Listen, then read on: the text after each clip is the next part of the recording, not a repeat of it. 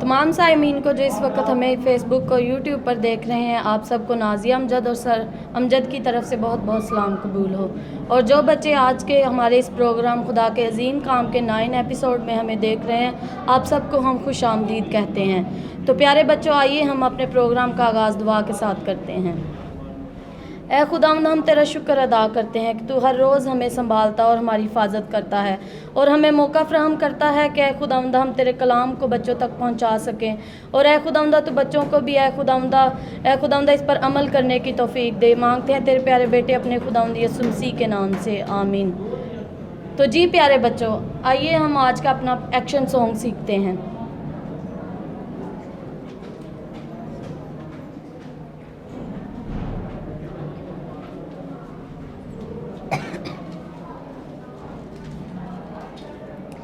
मैं हाजिर हूँ बेद मुझे, मेरी हर एक सांस कहे।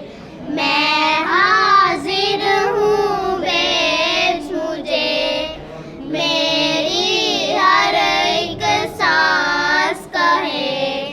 हर मस्ती हर आंगन में, काली रात के दामन में।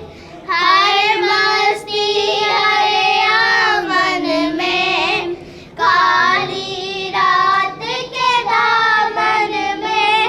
यीशु नाम का दीप जले, यीशु नाम का दीप जले। मेरी हर एक सांस कहे, मैं हाजिर हूँ बेद मुझे, मेरी हर एक सांस कहे। मैं तेरा परिचय करूँ, सारे जहां से प्यार करूँ।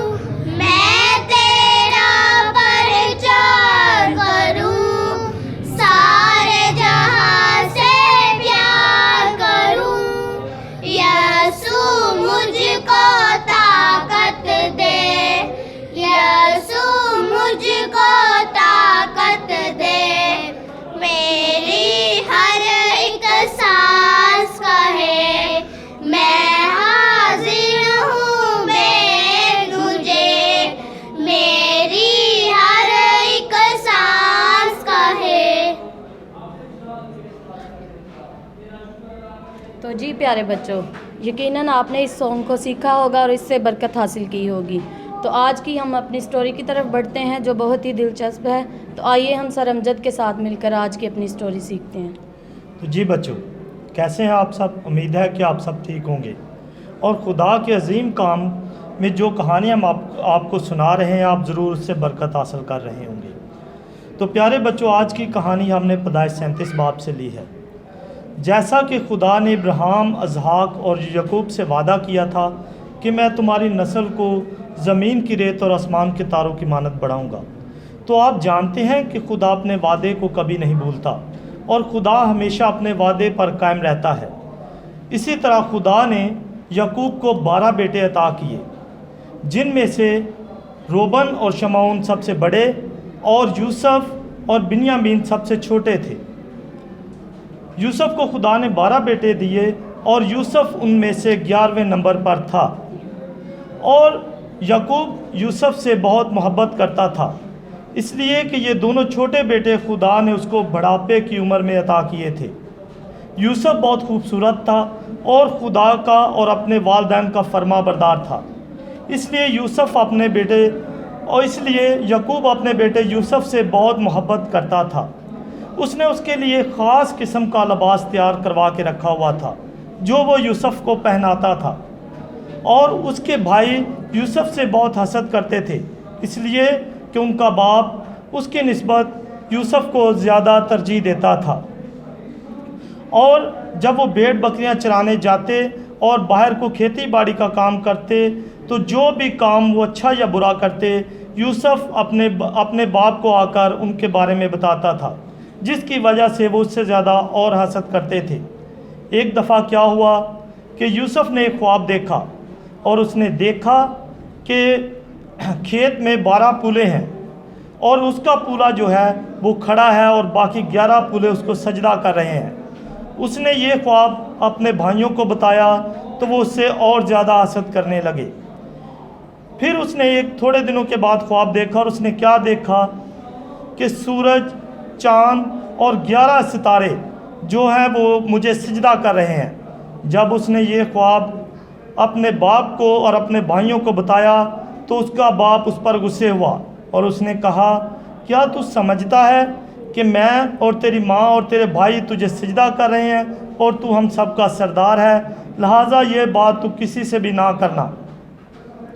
कुछ दिनों के बाद ऐसा हुआ कि उसके भाई बाहर भेड़ बकरियों को चराने के लिए बहुत दूर चले गए और याकूब ने अपने बेटे यूसुफ से कहा कि तू जा और अपने भाइयों का पता करके आ कि वो क्या कर रहे हैं। यूसुफ जब उनका पता करते करते बहुत दूर तक चल निकला तो उसको उसके भाई नज़र आए और जब उसके भाइयों ने यूसुफ को आते देखा तो उन्होंने उसके लिए कत्ल का मंसूबा बना लिया और कहा कि ये हमारा सरदार है, आओ हम मिलकर इसे कत्ल करें।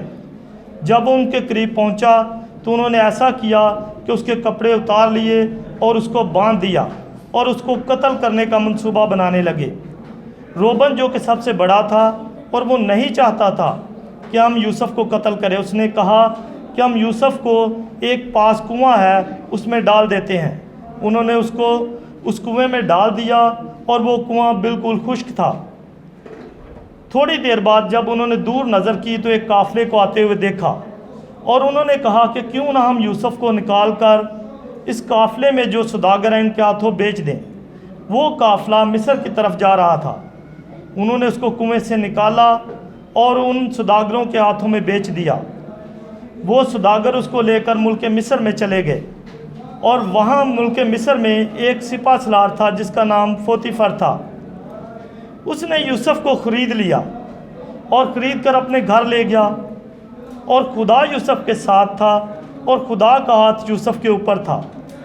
तो यूसुफ उस जगह पर सरफराज हुआ और पोतीफर ने अपने तमाम मुलाजमों का उनको सरदार मुकर्रर कर दिया।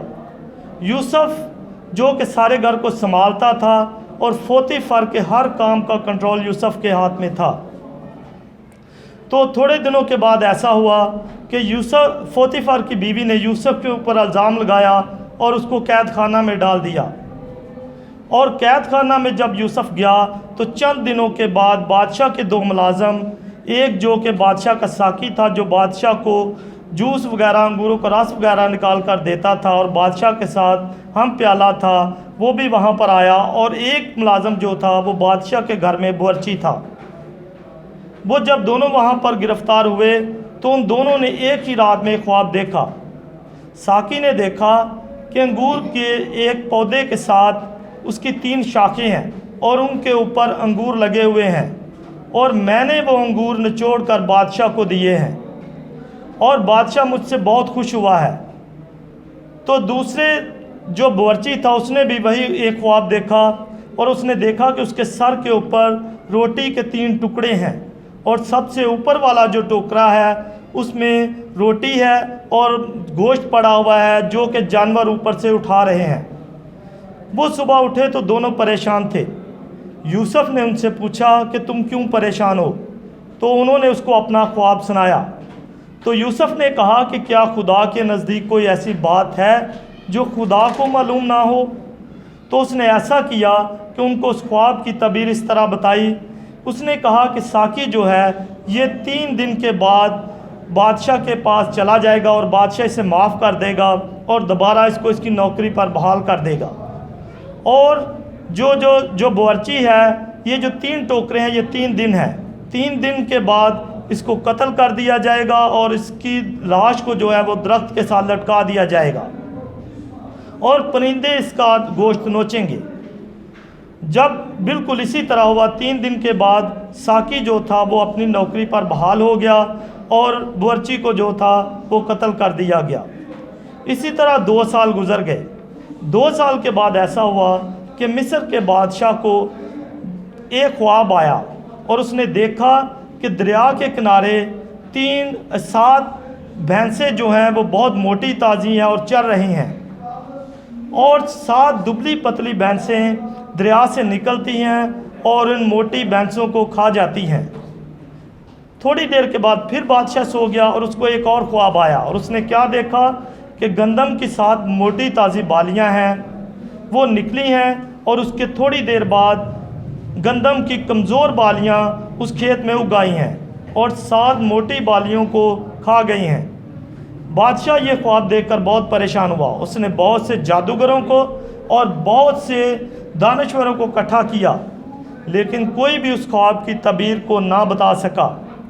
और जब साकी ने ये देखा और उसने बादशाह को बताया कि कैद में एक लड़का यूसुफ है जो ये इस ख्वाब की तबीर बता सकता है, तो बादशाह ने फ़ौरन यूसुफ को अपने पास बुलाया और यूसुफ ने कहा कि आए बादशाह, ये जो 7 मोटी भैंसें हैं ये 7 साल हैं। 7 साल मिस्र और तमाम दुनिया में बहुत ज़्यादा फसल होगी, और ये जो कमज़ोर गायें हैं ये इससे बाद के 7 साल हैं जो कैद के होंगे, और ये 7 साल इतने ज़बरदस्त कैद के होंगे कि लोग भूखे मरेंगे। तो 7 बालियों की मिसाल भी इसी तरह ही है। तो आप ऐसा करें कि एक दानश्वर आदमी लें जो इन 7 सालों में बहुत सा अनाज जमा करे।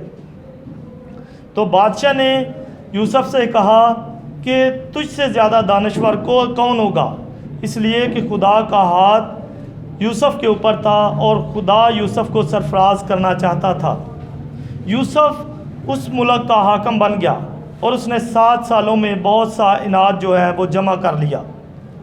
और जब फसल के 7 साल गुजर गए और कैद के साल शुरू हो गए तो तमाम दुनिया पर बहुत ज़बरदस्त किस्म का कैद पड़ा, और यूसुफ के भाई और उसका बाप यकूब जो कि मुल्क कनान में थे उस मुल्क में भी कैद पड़ा, और सिवाय मुल्क मिस्र के किसी भी जगह पर अनाज बाकी ना रहा। तो यकूब ने अपने बेटों से कहा कि तुम मुल्क मिस्र में जाओ और वहाँ से अनाज लेकर आओ। और यकूब के 10 बेटे वहाँ से मुल्क मिस्र में आए, और जब वो यूसुफ के पास पहुँचे तो यूसुफ ने उनको पहचान लिया, और वो गिरकर उन्होंने यूसुफ को सजदा किया, और जो ख्वाब यूसुफ ने देखा था वो सच साबित हुआ। और उन्होंने यूसुफ से कहा कि आप हमें खाने के लिए कुछ अनाज दें। यूसुफ ने उनके कहने के मुताबिक उन सब को अनाज दे दिया, और उनसे पूछा कि क्या तुम सब यही भाई हो? उन्होंने कहा कि नहीं, हमारा एक भाई जो है वो अपने बाप के पास है। तो उसने कहा कि मुझे लगता है कि तुम इस मुल्क में जासूसी करने आए और सच नहीं बोल रहे, लिहाजा तुम्हारा एक भाई मेरे पास कैद में रहेगा, और जब तुम वापस अपने भाई को लेकर आओगे तो फिर मैं इसको आज़ाद करूँगा। तो उसने शमा उनको अपनी कैद में रख लिया, और जब वो अपने मुल्क में वापस पहुँचे उन्होंने अपनी बोरियाँ खोली तो ऐसा हुआ कि अनाज के साथ तमाम रकम उनकी बोरियों में मौजूद थी। और जब वो अनाज ख़त्म हुआ तो वो दोबारा अनाज लेने के लिए मिस्र के लिए रवाना होना चाहते थे। तो उन्होंने अपने बाप से मुतालबा किया कि तू बिन्यामीन को हमारे साथ भेज दे, लेकिन उसके बाप ने उस बिन्यामीन को भेजने से इनकार कर दिया, इसलिए कि वो डरता था कि उसने एक पहले बेटा खो दिया है, ऐसा ना हो कि वो बिन्यामीन को भी खो दे। लेकिन जब उन्होंने इसरार किया तो उसने बिन्यामीन को उनके साथ भेज दिया। और ऐसा हुआ कि जब वो उस मुल्क में पहुँचे तो यूसुफ ने बिन्यामीन और अपने भाइयों को देखा तो उसने शमा उनको आज़ाद कर दिया, और उसने उनके लिए एक ज़ियाफ़त तैयार की और उनको खाना खिलाया और उनको अनाज दिया। और जब अनाज वो उसके मुलाजम जो थे वो बोरियों में भर रहे थे तो उसने कहा कि इनके साथ पैसे वापस इनके अनाज में रख दो, और जो सबसे छोटा है उसकी बोरी में मेरा सोने का एक प्याला रख दो। जब वो अनाज लेकर वापस मुड़े तो उसने अपने मुलाजमों को पीछे भेजा, और वो उन्होंने जाकर उनको घेर लिया और कहा कि तुमने बादशाह के साथ नेकी के बदले बदी की है और तुमने उसका सोने का प्याला चुरा लिया है। जब उन्होंने वो बोरियां खोली तो बिन्यामीन की बोरी में से वो प्याला निकल आया, और वो दोबारा उनको बादशाह के पास ले गए। लेकिन अब यूसुफ जो था वो ज़्यादा बर्दाश्त नहीं कर सकता था, उसने अपने भाइयों को गले लगाया और बहुत रोया, और उसने सारी हकीकत उनको बता दी कि किस तरह खुदा ने उसको सरफराज किया है और उसने मुल्क मिस्र का उसको हाकम बना दिया है। उसने अपने बाप के बारे में दरियाफ्त किया तो उन्होंने कहा कि वो बहुत बूढ़ा हो चुका है। तो उसने फिर अपने बाप को भी मुल्क मिस्र में बुलवा लिया और उसका सारा ख़ानदान मुल्क मिस्र में आबाद हो गया।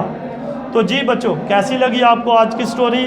आप देखते हैं कि जो भी खुदा के साथ फर्माबरदार रहता है, खुदा उसको सरफराज करता है और उसको किसी भी किस्म की मुसीबत आने नहीं देता, और हर तंगी और मुसीबत में खुदा उसकी मदद करता है।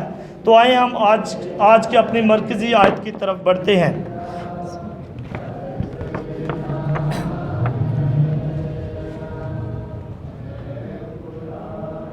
मैंने मकबूलियत के वक्त तेरी सुन ली और नजात के दिन तेरी मदद की। 2 कुरिन्थियों 6 बाब उसकी 2 आयत। एक बार फिर रिपीट करते हैं। मैंने कबूलियत के वक्त तेरी सुन ली और नजात के दिन तेरी मदद की। 2 कुरिन्थियों 6 बाब उसकी 2 आयत। तो जी बच्चों, कैसा लगा आपको आज का प्रोग्राम? उम्मीद है कि आपने इस कहानी से बहुत कुछ सीखा होगा और इस पर अमल करने के लिए अपने आप को तैयार किया होगा। तो आप हमारे प्रोग्राम को देखने के लिए AOG चैनल को सब्सक्राइब करें और फेसबुक और यूट्यूब पर हमारे साथ रहें और अपने कमेंट्स दें, ताकि खुदा के जलाल के लिए आप बढ़ते जाएं और खुदा आपकी ज़िंदगियों में मज़ीद काम करे। आमीन। Okay, God bless you.